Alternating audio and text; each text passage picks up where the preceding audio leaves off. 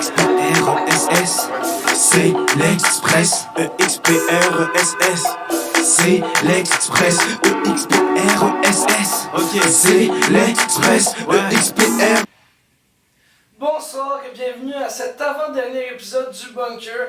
Ce soir, nous sommes en compagnie de pas un, mais de deux invités. Alors la première, Madame Taillefer, enseignante en mathématiques en troisième secondaire. Bonjour. Bonjour, ça va bien? Ça va très bien, vous? Ben oui, ça va très bien. Et notre deuxième invité, Monsieur Gauthier, directeur des services pédagogiques au collège. Comment ça va? Bonjour Charles, merci beaucoup de l'invitation. Très honoré d'être ici à vraiment le mythique événement du Bunker. Ouais, ben, on est très content de vous recevoir. Merci.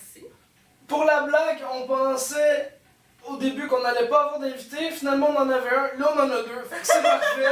On est correct avec ça. Donc, on va directement commencer. Je vais commencer par vous, M. Gauthier.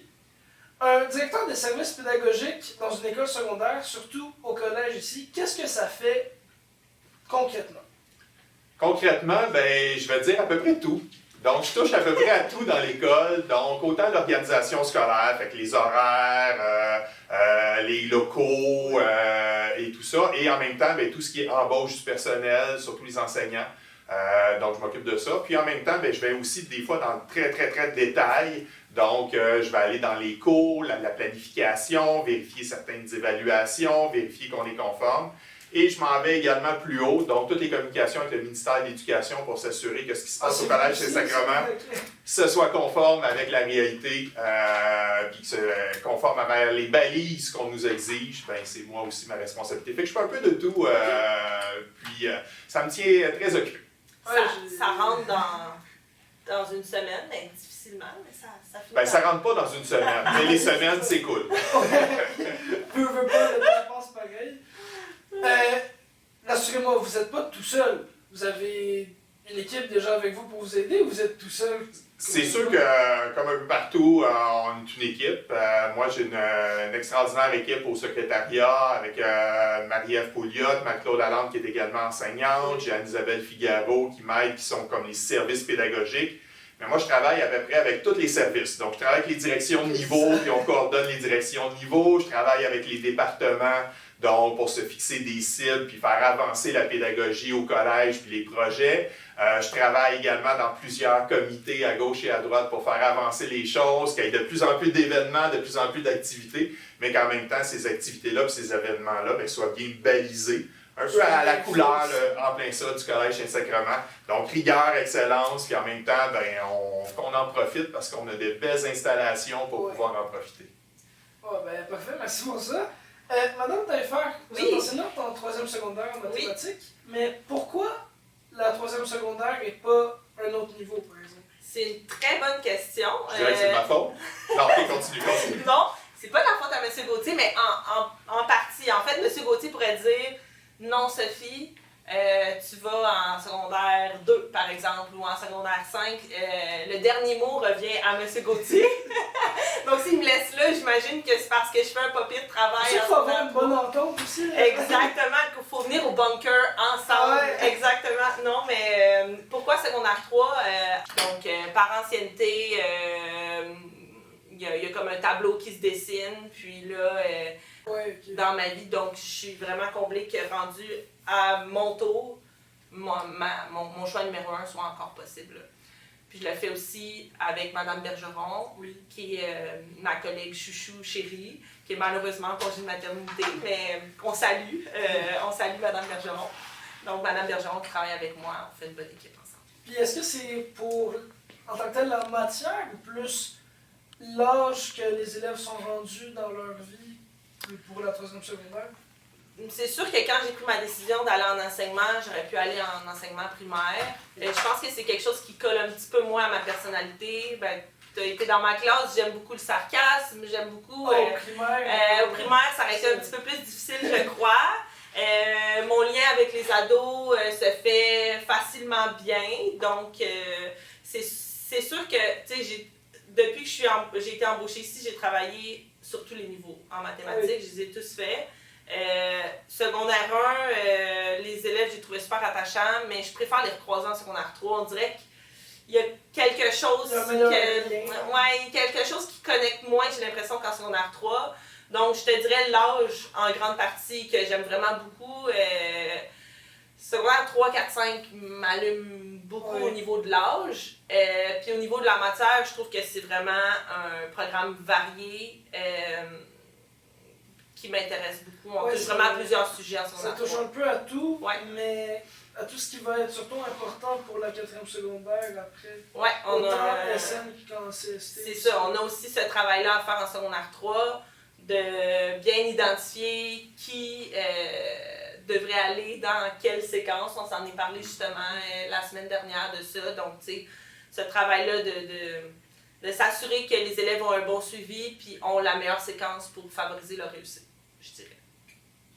Parfait, merci beaucoup. Monsieur Gauthier, vous étiez enseignant de mathématiques avant, si je présente. Effectivement, oui. Quels sont les éléments conjoints entre la direction et l'enseignement, s'il y en a? Donc, dans le fond, les éléments là, de mon travail qui se ressemblent un peu. Exactement. Ben, je dirais, il faut être là pour les bonnes raisons. Puis les bonnes raisons, c'est les jeunes. Oui. On est là, on se lève le matin parce qu'on veut offrir un environnement de qualité. On veut être un milieu stimulant, mais en même temps un milieu où on va être capable de bien répondre aux balises et aux exigences là, de ça. Fait que ça, c'est un élément important. Moi, au niveau des mathématiques, ben, j'aimais ça beaucoup enseigner. Le contact avec les jeunes, j'avoue, dans mon rôle en ce moment, c'est ce qui me manque le plus. D'être en classe à tous les jours avec des jeunes. Moi, j'aimais ça, de l'animation, donc on allait dans toutes les directions. Vous avez hâte aux tournées de classe. Quand je peux faire des tournées de classe, c'est mon bonbon. Quand je fais les choix de cours, puis ça, c'est très exigeant parce que moi, je fais quasiment une année scolaire en une semaine parce que je suis booké les 6 périodes de la journée au complet. Mais j'aime beaucoup ça. J'aime beaucoup ça, aller rencontrer les jeunes, pouvoir expliquer. Je trouve ça important aussi de ne pas avoir l'impression que tout est quelque chose d'abstrait, puis de loin, puis de bureaucratique. Donc, d'expliquer comment les choses se font à l'intérieur du processus de choix de cours, mais je trouve ça important. Fait que c'est un peu mon rôle. Moi, je me dis, je suis celui qui doit expliquer comment l'organisation fonctionne. Je ne peux pas tout expliquer jusque dans le détail, mais les grandes lignes, puis tout ça. Fait que c'est ce qui se rapproche. Je pense que c'est vraiment là, les éléments. C'est sûr que la perspective est complètement différente. Parce que quand tu es assis dans un poste de direction, tu vois tout ce qui se passe. Tandis que quand tu es en classe, tu as la perspective de ce qui se passe dans ton groupe. Qu'est-ce qu'on a fait hier, puis qu'est-ce qu'on va faire demain. Donc là, ma perspective est beaucoup plus élargie parce que le rôle de tout le monde dans l'école transite à quelque part par mon bureau. Donc là, je vois vraiment là, un peu tous les enjeux. Mais c'est un peu des réalités semblables au niveau là, de la vision de ce qu'on veut transmettre aux jeunes, ce qu'on veut comme environnement. C'est juste pas de la même façon, là, je pense, qu'on amène ce rôle-là. Fait qu'au niveau de la direction, en fait, on voit tout dans l'école, mais au niveau d'enseignant, on voit tout dans la classe parce que les profs nous le répètent tout le temps. Même si t'es dans le fond de la classe, on voit une bonne vision. Vraiment, on voit tout ce qui se passe, puis tout ça, puis à chaque fois qu'il y en a un qui dit le prof m'a pas vu. Ben non, il t'a vu, mais il a fait semblant de rien parce qu'il voulait enchaîner. Donc, c'est souvent ça qui se passe. Petit truc, il y a un scoop ici, mais parfois on voit quelque chose et on fait exprès de ne pas le mentionner tout de suite. Pas nécessairement. Une fois que tu as le dos tourné, tu expliques quelque chose, c'est quand même impressionnant que ton prof lâche une bombe genre « Hey, j'ai vu ta gomme ». On est là, comment elle a vu ma gomme? Elle ne regarde même pas. Elle regarde même pas. Exactement. Mais non, j'avais enregistré ça dans mon data, ça fait longtemps, tu comprends? Donc, ouais. Surtout si en plus, c'est une professeure puis que c'est une maman, là c'est sûr que là, elle a des yeux derrière la tête. Là. Elle voit tout. On essaie d'avoir des yeux partout, c'est pas toujours évident. Je trouve ça plus facile en classe que dans la maison. Oui. Ouais. Donc, les deux, vous étiez enseignants en mathématiques. Oui. Pourquoi les maths, essentiellement? Est-ce qu'il y avait une autre matière que vous étiez bon à l'école ou c'était vraiment les maths qui vous donnaient le goût d'aller à l'école le matin? Ben moi, c'est vraiment particulier parce que moi, c'est plus l'enseignement qui m'intéressait que la discipline. OK.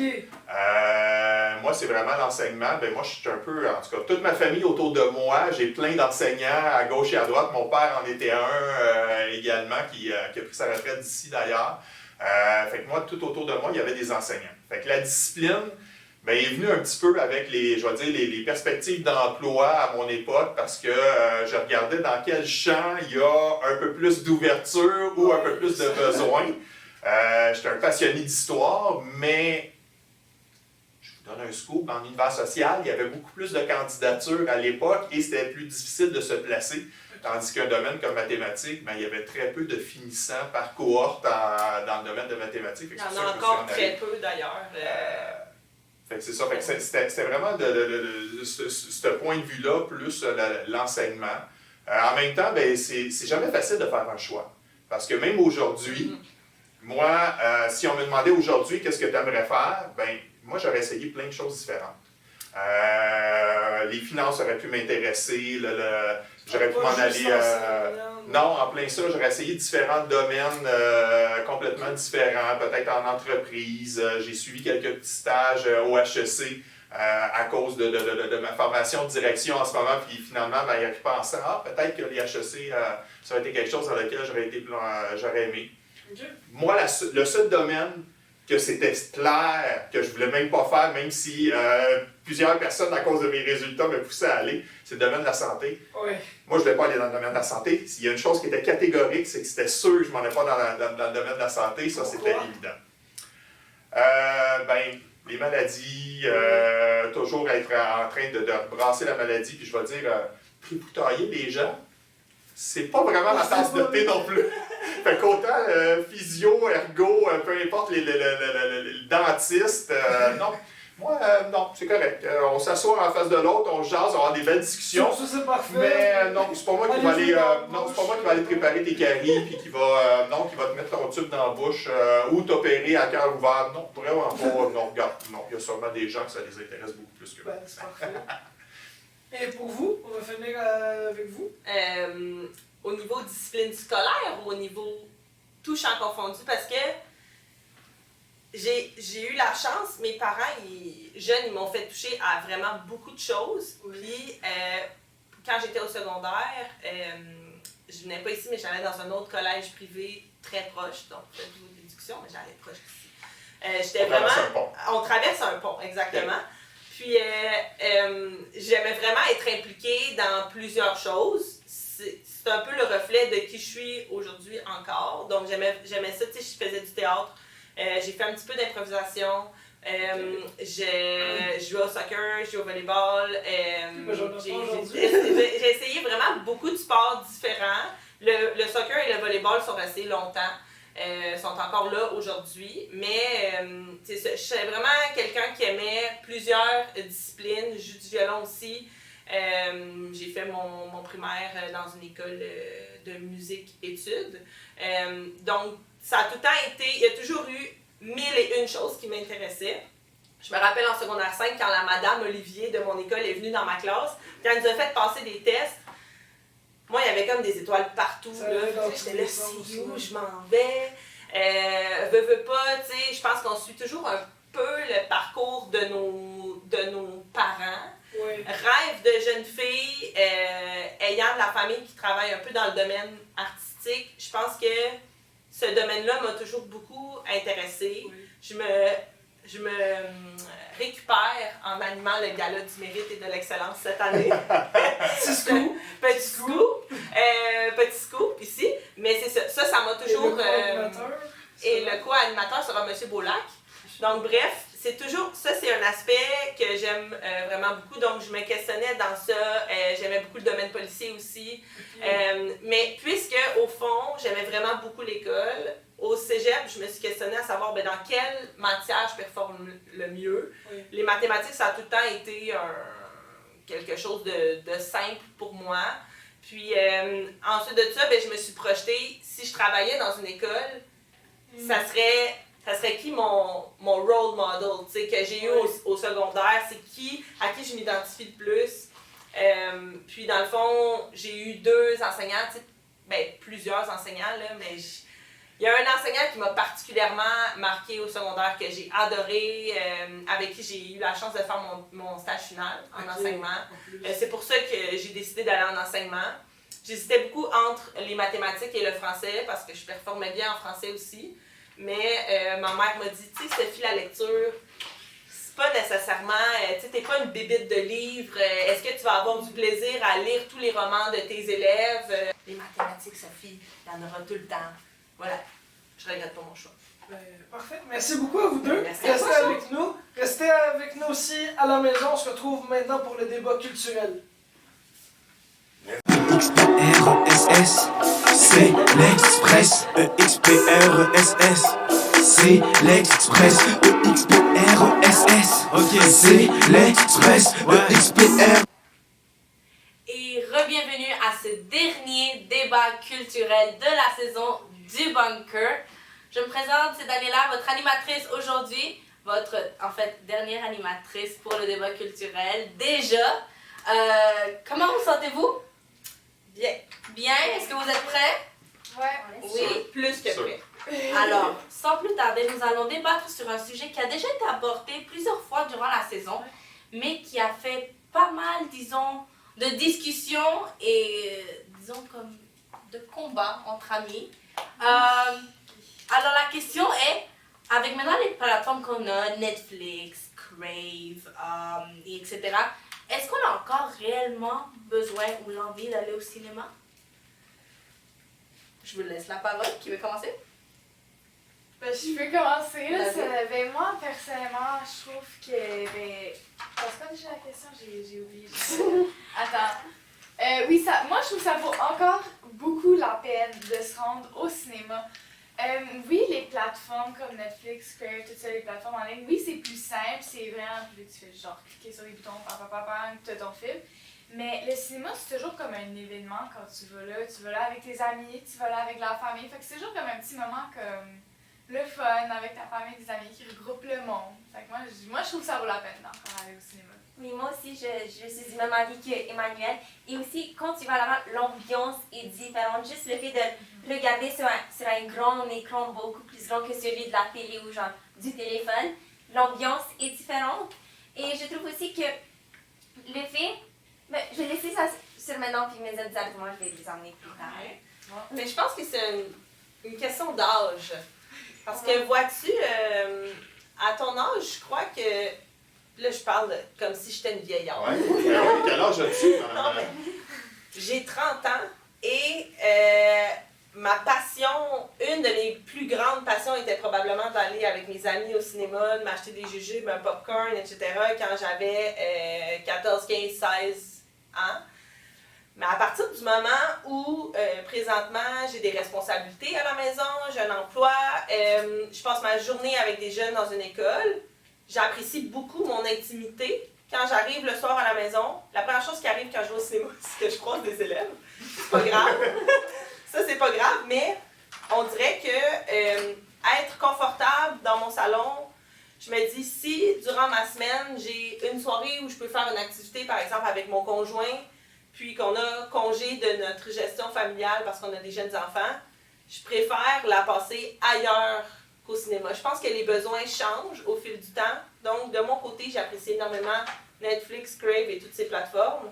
Parce que dans le confort de mon salon, je peux écouter ma série avec mon conjoint, par exemple, alors que mes enfants sont couchés.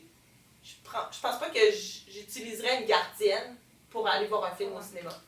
Puis, moi, je suis du même avis que toi, Sophie, fait que ça tombe bien, on est du même côté de la table. Ça. Non, moi, c'était pas au niveau de l'âge que je voulais renchérir, mais avec des amis, ben, on les invite à la maison, avec les grands écrans qu'on a à la maison, peut-être même des cinémas maison, le sectionnel qu'on peut inviter tous nos amis dans le sous-sol. Puis au même prix que tu vas payer ton popcorn, ben, tu es capable quasiment d'acheter le Costco complet pour manger dans ton sous-sol le soir en écoutant ton film.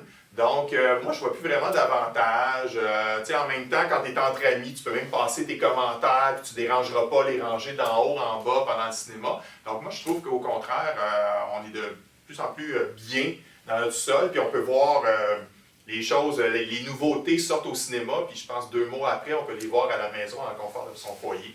Donc, on n'a plus besoin d'attendre très, très longtemps. Ça, je suis d'accord. Mais aussi, c'est que si... Aussi, les films, ils apparaissent sur les plateformes comme en fonction de combien de personnes sont allées voir le cinéma pour voir s'il a été apprécié. S'il a été apprécié comme suffisamment, ça va aller sur les plateformes. Mais aussi, ce que... Moi, parfois, je vais sur Netflix ou je vais sur une autre plateforme. Si j'ai envie de regarder un film, la majorité du temps, il n'est pas sur Netflix. Et par exemple, sur Prime, oui, on paie un certain montant comme Par mois. Mensuel, ouais. Mais il y a aussi des films que tu dois payer davantage. Et tous les films que j'ai envie de regarder, il faut que je les paye. Donc, Il à va la coûter fin. encore moins cher Oui. que d'aller au cinéma. Mais Parce quand même. qu'une sortie au cinéma va te coûter entre 13 et 15 $, puis ça, c'est le montant du mois au complet de Netflix et de... Mais combien de Amazon films Prime, allez-vous ça. regarder pendant un mois pour le même prix? Ben, Plusieurs. Plusieurs. Ça dépend aussi du temps que vous avez. Ah, ça, c'est sûr. Puis moi, je suis pas trop à jour dans les films. Je peux vous dire qu'avec mon emploi du temps, je suis bien en retard dans les films. Il y a aussi des mois où comme on peut passer sans même regarder, surtout comme si je regarde moi avec toutes les études que j'ai à faire, il y aura des mois où je vais même pas regarder la télé. Donc à la fin, on finit par donner de l'argent sans même les utiliser. Mais je t'arrête un instant. Est-ce que tu parles de consommation de télévision ou tu parles de consommation comme devant un écran télévision? Parce que tu dois quand même consommer du vidéo, etc. sur ton cellulaire. Oui, mais moi, j'ai pas les applications comme Crave, Netflix, je les ai pas sur mon cellulaire. Moi, c'est sur la télévision. Donc moi, Je comprends. donc moi, comme, si je prends avec combien de temps je dois gaspiller sur mes études, mais comme les passe-temps en dehors de l'école, les parascolaires, à la fin, j'avais pas le temps de comme regarder, de binge comme une série ou plusieurs films à la fois. Donc, s'il arrive des moments où tu payes sans même regarder. Alors, si je comprends bien, tu penses que aller au cinéma en finale coûterait moins cher que d'avoir toutes ces plateformes comme Netflix, Crave, Disney+, Prime, etc. Parce qu'à un moment donné, tu fais comme plus les regarder. Oui, exactement. Une fois que tu as déjà fait le tour, et ça sert à quoi de les révisionner. Il y a toujours de la nouveauté. C'est ça. Toujours de la nouveauté. Oui, Même sur ici tout.tv, qui est une plateforme francophone, beaucoup de contenu quand même, qui n'est pas nécessairement du contenu qui vient de l'étranger, des États-Unis, etc. Ouais, ben moi, je suis un peu en désaccord avec toi en ce moment parce que je trouve qu'en réalité, ça va coûter un peu moins cher d'écouter sur les plateformes. Le problème, par contre, c'est que beaucoup des séries, mettons plusieurs films, vu que tant de plateformes, ils vont juste être sur une ou deux plateformes, ce qui fait que tu dois avoir un abonnement à plusieurs plateformes, ce qui va coûter de plus en plus cher. Et aussi, je vais revenir à votre... c'est quoi, j'ai mon point? Bon, j'ai des blancs de mémoire aujourd'hui. Attendez. Non! J'ai oublié. Ah oui! Les films. Les films qui sortent au cinéma. Moi, j'aime ça être un peu d'actualité au film. Puis aussi, il y a une affaire de... Quand un film il sort que t'attends longtemps, c'est mieux de l'écouter comme... Ben moi, je trouve que ça vaut plus la peine. Payer un peu plus cher, aller au cinéma, faire un petit événement avec mes amis, puis l'écouter au cinéma le jour que ça sort, les jours que ça sort, puis pas attendre 2 mois où ce que genre tout...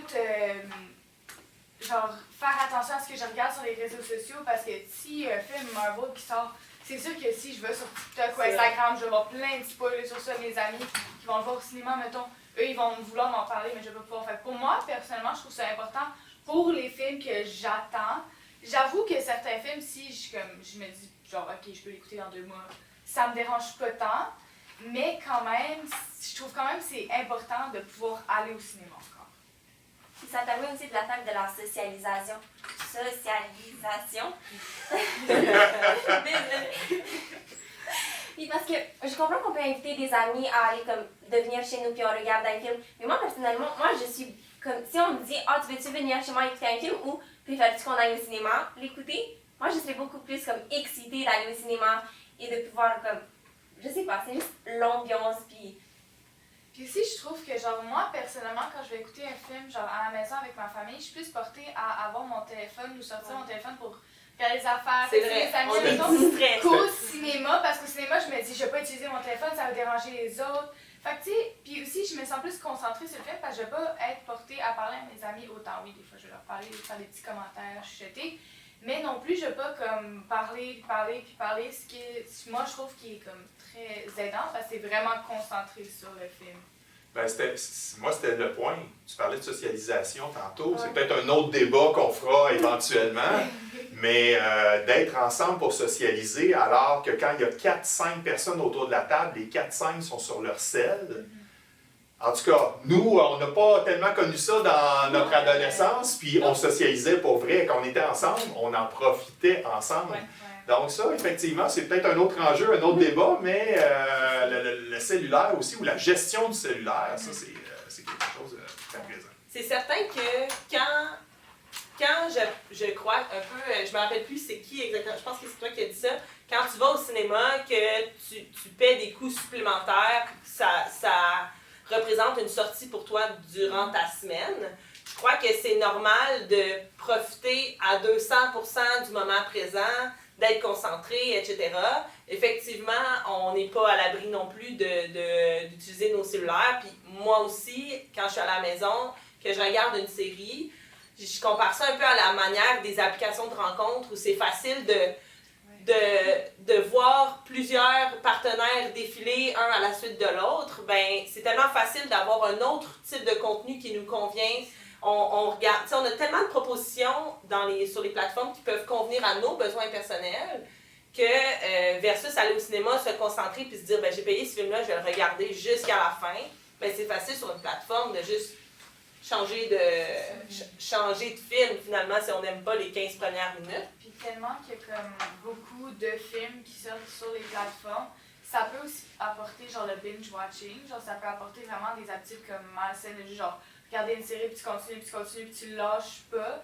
C'est pas tout le monde qui fait ça non plus, c'est vraiment comme certaines occasions, mettons une journée où tu n'as rien fait, tu peux faire ça, c'est pas tant grave. Mais ça peut apporter à des personnes à genre pas se concentrer sur leurs études ou sur leur travail ou des affaires de même. Fait que c'est aussi une autre affaire que je trouve que le cinéma y apporte pas. Parce que tu vas pas être porté à, genre après que tu finis ton film, tu vas pas être porté de payer un autre genre 20$ pour aller voir comme un autre film. Ça, c'est vraiment du cas par cas. Et je crois qu'on va laisser ça sur cette note. Les amis, tu vois déjà, qui est que le cinéma, ben, ça a ses avantages pour la socialisation, pour pouvoir genre profiter, sortir de chez soi, mais qu'également les plateformes, elles peuvent être un avantage pour ceux qui ont du mal à sortir de chez soi, peu importe à cause de leurs horaires, à cause de leur responsabilité familiale, etc. Et ça engendre plein d'avantages et d'inconvénients des deux bords. Et je crois que ça serait un débat qui serait intéressant pour suivre à notre deuxième saison du Bunker.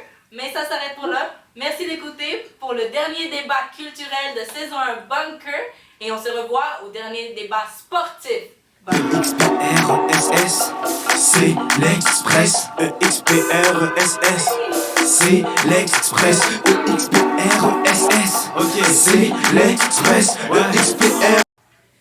Sortez les mouchoirs, la gang, c'est le dernier débat sportif de la saison. Comment vous vous sentez, les amis? Là, je n'arrive pas à y croire. Non, hein? Vous deux déjà qui la avez saison surtout finie. été présents dans les débats sportifs, justement. C'est pas mal, juste nous deux qui ont été. Oui, c'est vrai, c'est vrai. Personne qui veut faire les Bon. débats sportifs, mais on est là quand même dans les débats culturels. Ouais, on change. Ben, on est content d'être ici pour la dernière fois. Merci Super. d'être avec nous, vous aussi. Merci, c'est notre premier, Oui, mais c'est sûrement ça. notre dernier Mais aussi. oui, mais oui, pour nous. Pour nous, c'est plein d'émotions ce moment quand même. Parlant de sport, quelles sont vos équipes préférées de sport? Celles que vous vivez pour ces équipes-là, c'est quoi ces équipes-là? Ouais, ben moi, si je l'ai dit, les commentaires vont fuser et tout ça. parce Ok, que le débat n'est pas commencé. c'est pas non plus une équipe qui est réputée pour ses grands succès, mais moi je suis passionné de soccer, de Première Ligue, la Ligue en Angleterre, et je supporte amoureusement Tottenham, les Spurs qu'on appelle. Il y a un dicton qui dit que quand tu joues comme les Spurs, ben, c'est que tu joues pas bien. Ok. Donc, Pour toi, voilà. juste le nom de l'équipe, éternise-toi pas comme lui. CF Montréal. CF Montréal pour vous. Moi, je suis pour le CH, c'est sûr. Ok, Donc, ok. on oublie le soccer. Si vous voulez parler de débat, je parlerai pas de C'est pas grave, soccer, les c'est sûr. équipes sportives en général pour vous. J'ai un faible pour le CH. Je dois avouer que j'ai décroché un peu dans les dernières années, mais je regarde beaucoup de devrais pas. volleyball féminin. Ok. Des universités américaines. Et d'ailleurs, cette année, j'ai pas les faits exacts, mais il y a une université américaine qui a présenté un match de volleyball féminin. Et ça a été l'événement de volleyball là, qui a été le plus, je sais pas comment dire, avec la plus grande assistance jamais vue aux États-Unis. Ouais, là, je sors des faits exacts, Très intéressant. c'est très bon.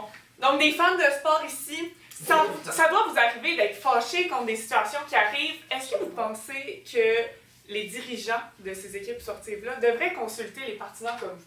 C'est la question que je vous pose. Oh, moi, Allez-y. si je peux commencer, Vas-y. pas par un attrait, tu sais, pour vouloir changer le sport en général, mais surtout sur un point économique, je dirais, si les dirigeants de certaines équipes viendraient nous voir, nous parleraient, nous écouteraient, peut-être ça pourrait attirer plus de monde, ça pourrait attirer plus la population et donc plus d'argent pour ces équipes-là. Moi, je vois d'une manière économique, mais si on le voit aussi plus d'une manière psychologique sur l'aspect, est-ce qu'ils vont rester autant attachés à notre équipe, est-ce qu'ils vont autant supporter? Je crois que c'est aussi, ils sont capables de gérer leur équipe à leur façon. Je pense pas qu'ils ont besoin nécessairement d'utiliser leurs dirigeants. Ils ont leur profession, ils ont leur métier, c'est eux qui gèrent ça. Mais je dirais ici, ils ont notre point de vue. Peut-être ça pourrait changer un attrait dans le sport que nous allons préférer et que ça va peut-être changer leur manière d'agir et on va peut-être plus aimer regarder ce sport-là. La seule raison pour laquelle on aime une équipe, c'est quoi? Mais on veut les voir gagner. Donc, je connais pas les Spurs, ça a l'air qu'ils ne gagnent pas beaucoup, mais en tout cas, pour les autres équipes, comment aller chercher ta clientèle et comment susciter un engouement? Ben, tu les fais gagner des championnats, tu les fais gagner des coupes, des coupes du président, des trophées. Donc, dès qu'on a une équipe gagnante, mais c'est ça qui fait que ça mousse beaucoup la clientèle et les supporters un peu partout. Fait que pour moi, c'est ce que les dirigeants devraient s'affairer. C'est pas tant à écouter, mais c'est de s'assurer d'avoir une équipe gagnante à amener sur le terrain. Du marketing, dans le fond. Ben, c'est la meilleure façon. Ouais, oui, c'est Moi, clair. je suis un peu d'accord avec vos deux points. Parce que sur le point de vue économique, je comprends que, exemple, si je prends l'exemple de Tottenham, que oui, il y a des matchs qui sont gagnés, il y a des belles performances dans le championnat, mais il n'y a pas de titre remporté nécessairement. Mais pourtant, c'est les billets qui sont les plus chers en première ligue pour des résultats qui ne viennent pas forcément. Donc les fans sont évidemment pas contents à propos de ça, ce qui est très logique. Mais d'un autre côté, je pense que sur certaines choses, on devrait laisser faire les dirigeants, on devrait laisser les dirigeants faire leur travail et que les fameux gérants d'estrade là, qui se pensent bien bons à conseiller, on devrait prendre lui au repêchage ou on devrait échanger lui pour tel autre joueur. De quoi tu parles? Je suis bien d'accord avec toi. Tu t'y connais pas, de D'accord avec quoi toi. tu parles? Donc, on a un beau 2 contre 2, c'est fun. Mais en fait, je dis ça, puis la première chose qui me vient en tête, c'est Piqué Souban qui a été échangé. Je m'en suis toujours pas remise de cet échange-là. Mais si on creuse un petit peu plus loin, comme tu viens de le dire, Charles, tu sais, j'ai entraîné ici le volleyball.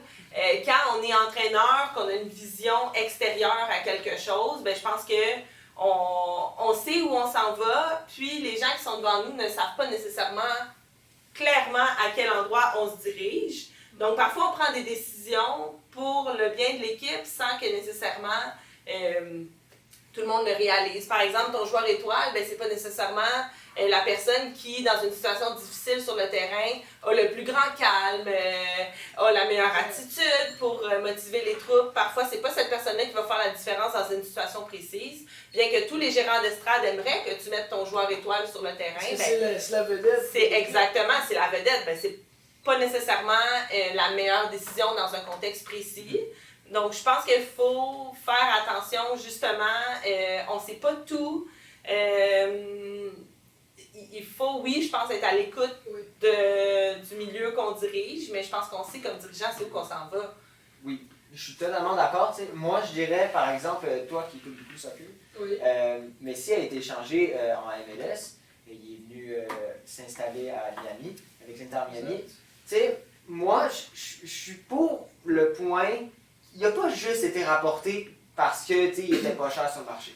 Je pense qu'il a été rapporté parce que je pense que c'est Beckham qui dirige l'Inter Miami. Je pense qu'il a écouté ses partisans. Il a voulu, il a Messi à la fin de sa carrière, l'emmener ici en MLS pour qu'ils aillent voir d'autres ligues, pour qu'ils aillent voir le maximum de personnes à travers le monde. Donc je pense que là, il y a une question d'écoute de ces partisans. Et moi, je pense, honnêtement, ça leur a amené un gros positif. Donc, je pense pas nécessairement qu'il faut... Oui, il faut garder le point professionnel. Tu sais, il y a des choix, il faut pas toujours écouter, il faut faire des choix, par exemple, pour prêcher, comme tu as dit exactement. Mais il y a une grosse partie aussi sur comment on va faire d'argent. Parce qu'on en vient aussi à la profession. Tu sais, un métier, notre but quand on travaille, oui, on nous dit toujours, même ici au collège, on dit, je ne sais pas sur votre salaire, il faut que vous ayez du fun dans votre prochaine profession, sinon vous n'allez pas avoir envie de travailler. C'est ça qu'on veut pas. Donc, je me dis qu'il y a quand même une partie d'argent dans un métier, mais il faut quand même écouter notre... Mais il faut faire attention à l'écoute, parce que l'écoute a été aussi la source de plein d'erreurs dans le sport, plein de mauvais échanges, de mauvaises décisions. Moi, je reprends juste les Canadiens de Montréal qui sont extrêmement médiatisés, qui ont un grand nombre de partisans. Il y a des lignes ouvertes, il y a même une radio BBM Sport qui joue de matin au soir puis qui parle presque exclusivement du Canadien. Puis même s'ils sont en vacances en ce moment, on réussit à meubler des journées complètes. Mais il y a plein d'erreurs avec le CH qui ont été faites parce qu'on a voulu écouter la population. Entre autres, je pense à des échanges récemment. On dit on va aller chercher des gens plus locaux, des gens québécois. On allé chercher Jonathan Drouin contre Sergei Sergachev.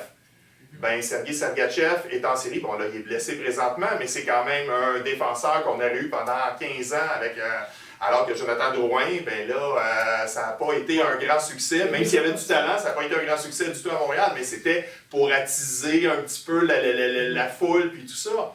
Un repêchage qui s'est tenu à Montréal, on a repêché Louis Leblanc, qui était, encore une fois, la coqueluche des partisans québécois. C'était le premier Québécois au niveau des listes de repêchage. Mais Louis Leblanc n'a jamais joué dans la Ligue nationale. Donc, il faut faire attention à ce genre de décision-là, parce qu'en bout de ligne, quand tu veux écouter ta masse ou faire plaisir à ta masse, mais comme dirigeant, tu ne prends pas nécessairement les bonnes décisions. Puis souvent, exemple, les joueurs que les partisans vont demander ou qu'il va y avoir des rumeurs que on voudrait vraiment lui, un ensemble de partisans qui se sont concertés, puis que ça serait peut-être la meilleure décision, c'est souvent une décision qui est prise des mois à l'avance avant même que l'information sorte. Souvent, le dirigeant, il sait déjà qu'il va le prendre, puis c'est pas à cause de l'avis des partisans que ça va changer. Puis des fois, il sait qu'il va pas le prendre, mais c'est justement pas à cause de l'avis des partisans que mais il serait peut-être bon avec tel et tel joueur. Non, je sais que c'est pas lui que je veux pour l'équipe, je suis déjà quelqu'un d'autre que j'ai plus confiance, en qui, par exemple, il peut coûter moins cher pour les mêmes résultats. Donc, pour vrai, je pense qu'il faudrait les laisser faire leur travail, mais en même temps, je suis obligé de me ranger de ton côté sur le point de vue économique, que des fois,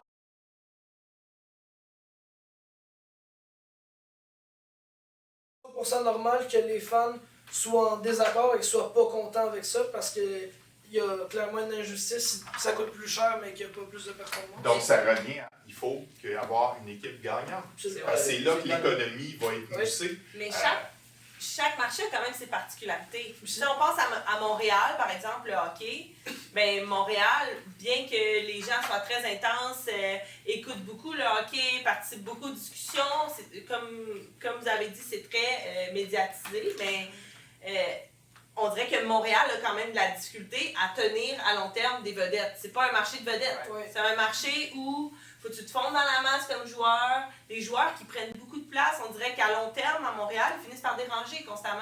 Puis il y en a eu plusieurs, des vedettes comme ça. Piquet Souban, c'est un exemple. Piquet Souban est aujourd'hui dans les médias. Il ne faut pas oublier qu'il n'a pas une très longue carrière, Piquet Souban. Donc, c'était peut-être pas une si mauvaise décision que ça à l'époque. Effectivement, mais mon cœur à ce moment-là, j'avais quoi, peut-être 18 ans, j'avais beaucoup de peine. J'avais peut-être pas le recul pour évaluer tous ces aspects-là par rapport à la décision. Mais je pense que quand même, ça dépend des marchés qui tolèrent bien les vedettes. Puis qu'il y a plusieurs vedettes au sein d'une même équipe, ça peut créer des fois, ça peut créer des tensions. Mais je pense que c'est un bon point sur lequel arrêter ce débat. On a beaucoup, déjà! Mais oui, déjà! Mais pensez vite, On vient de commencer, ça fait 2 minutes et demie. Non, je sais, c'est ça. Bienvenue au bunker, en fait. Se poser la question sur qu'est-ce qui est le plus important? Est-ce que c'est comment les gens le voient ou c'est de gagner, comme vous dites? Est-ce que de gagner, ça apporte une meilleure visibilité au niveau du marketing, de la publicité? C'est une nouvelle question à se poser. Fait qu'on va aller continuer ça sur justement les médias, donc on va aller sur les différentes plateformes. Arrêtez de vous entêter, c'est terminé. Alors, c'était un plaisir de partager ce dernier épisode du Bunker de la saison 1. On se revoit, pas pour moi, mais vous allez le revoir l'année prochaine. On se revoit l'année prochaine. Bye! Merci. XPRESS, c'est l'Express. XPRESS, c'est l'Express. XPRESS, ok, c'est l'Express.